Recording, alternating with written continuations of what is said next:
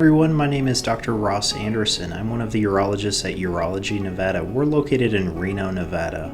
Today's video we're going to focus on penile implant surgery, and that's for the correction of erectile dysfunction. This video will serve as an example of what a new patient visit and our discussion would be like if you came to talk to me about penile implant surgery. I appreciate your attention and I hope this video is informative. I'm really excited to have this opportunity to tell you about penile implant surgery. The reason is that men can feel like they are at the end of the road. They've tried oral medications, maybe they don't work, maybe they work sometimes. They've maybe tried injection medications that can help erections. Oftentimes these have side effects or they stop working, and you may feel like you're at the end of the road. You may never have an erection again, but that is simply not the case. With penile implant surgery, we can get you an erection whenever, wherever you want, and it can really increase your quality of life. To no longer be worried about if the medicine is going to work, or if you have the medication, or if you have to go to the pharmacy. All of these things can take you away from the important, intimate time with your partner.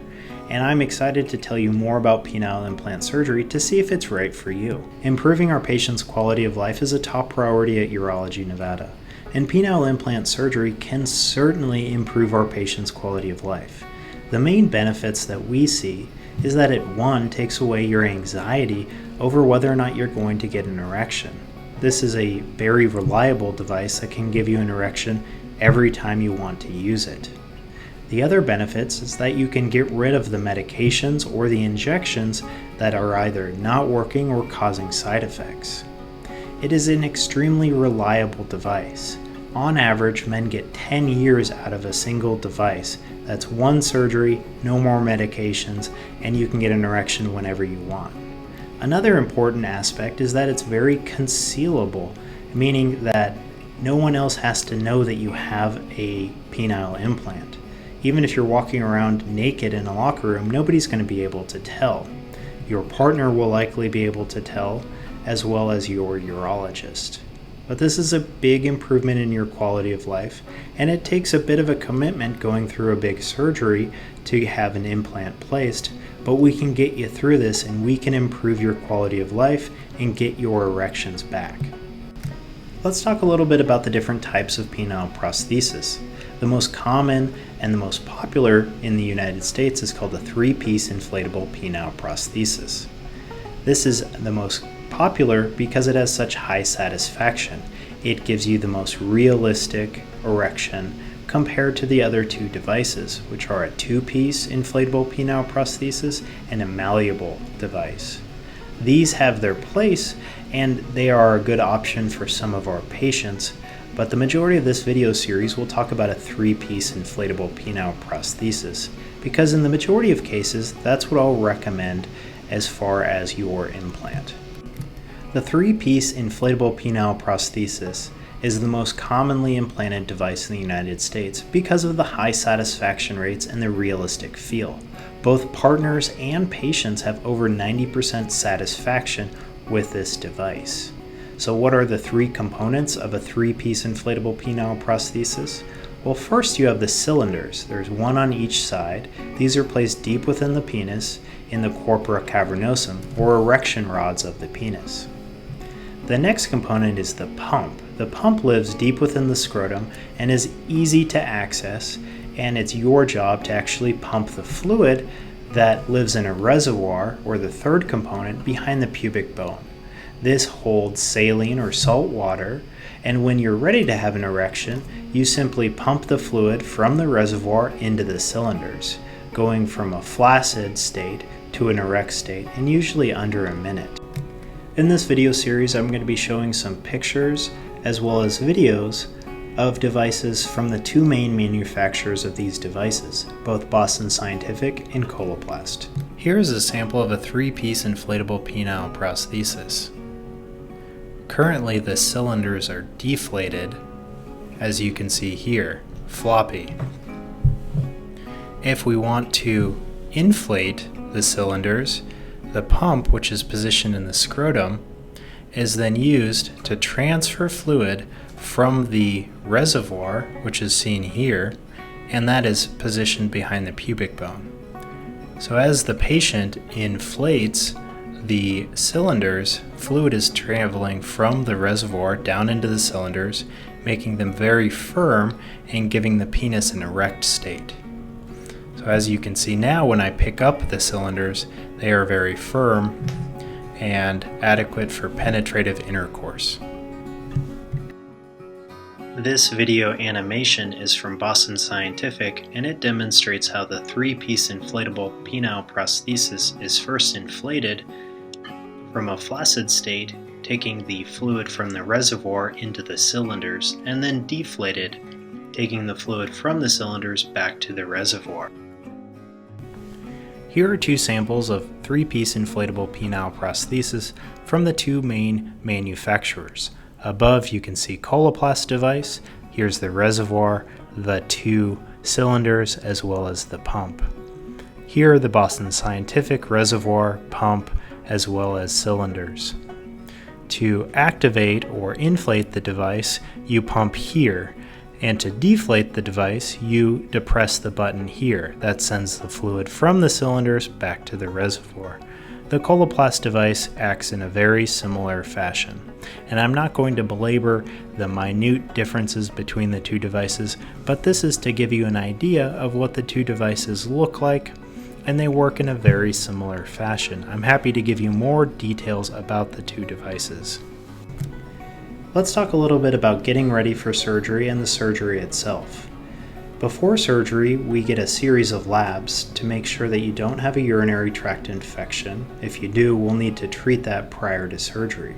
Sometimes we need to do a in-office cystoscopy, which means a small camera to make sure that the urethra and where the urethra meets the bladder is nice and wide open, so we don't get surprised before the surgery. The other thing that we want to test for is diabetes. If you know you have diabetes, please let us know. But we test for this to make sure that in the event that you do have diabetes, that it is well controlled prior to surgery. This is important because having diabetes and having higher blood glucose or blood sugar can put the implant in your surgery at risk for infection and failure. So we want to optimize you as our patient if you do have diabetes to get you ready for surgery. I want to give you a brief idea of what surgery and the postoperative course looks like.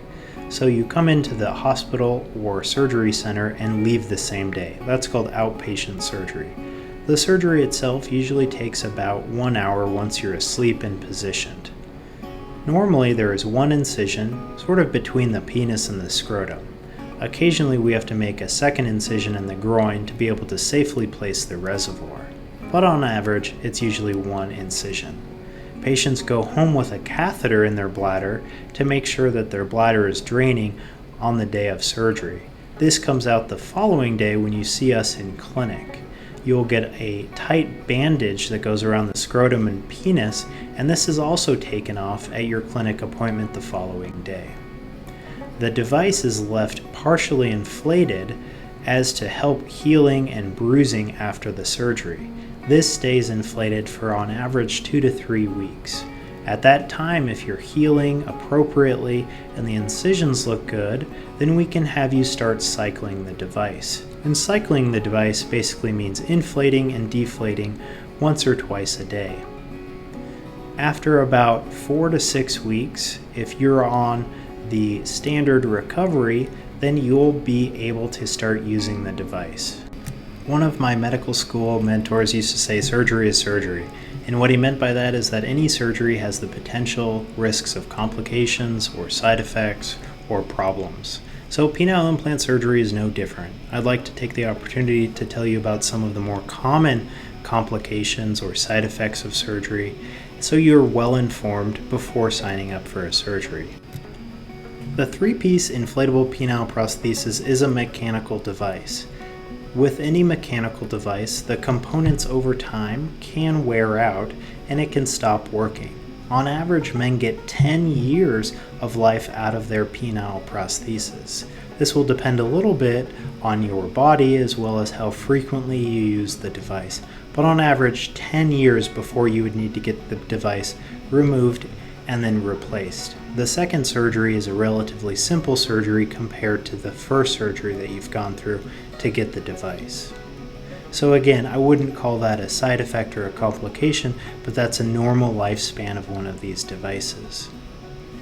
Now let's talk about side effects, and these are usually seen in less than 5% of all cases. That means 19 out of 20 men will not experience any of these problems, but it's important that you're well informed prior to surgery. The most feared, or the one that we worry as the urologist about, is infection. This is seen in 1 to 3% of cases, 3% in diabetic men, meaning that if you have poor blood glucose control, you're at higher risks. So we test for this and make sure you have tight blood glucose control to try to decrease the risk of infection. If there is infection detected after the surgery, then it is often the case that we need to remove the device. We can either place a device at the same time that we remove the infected device after washing out the tissue, or sometimes we have to come back later and place a new device. Now this can require multiple surgeries, and this is worst case scenario, but we have to kind of tell you about this in the event that it does occur. Now let's talk about the 3 pieces and where they can move or migrate. This again is very rare, seen in less than 5% of cases, but the cylinders can either move forward or backwards. Backwards meaning towards the pubic bone and become uncomfortable or malpositioned, or forwards towards the tip of the penis, and that can also lead to pain or discomfort or the device not working as well. With the pump, we try to position this very dependently at the bottom of the scrotum, so it's easy to access, easy to use, and it's not in the way during sexual intercourse. If it were to ride up towards the base of the penis, this could lead to some pain. And if this occurs, we can reposition the device with a simple small surgery. The reservoir that holds the salt water or saline behind the pubic bone can very rarely migrate down into the groin and also lead to some pain. All of these cases are very rare, but I want you to be well informed prior to making this decision to go into surgery. Thank you for your time and attention watching this video series on penile implants. For the right patient suffering from erectile dysfunction, penile implants can be a great solution. We look forward to meeting you here at Urology Nevada, located in Reno, Nevada. Thank you again.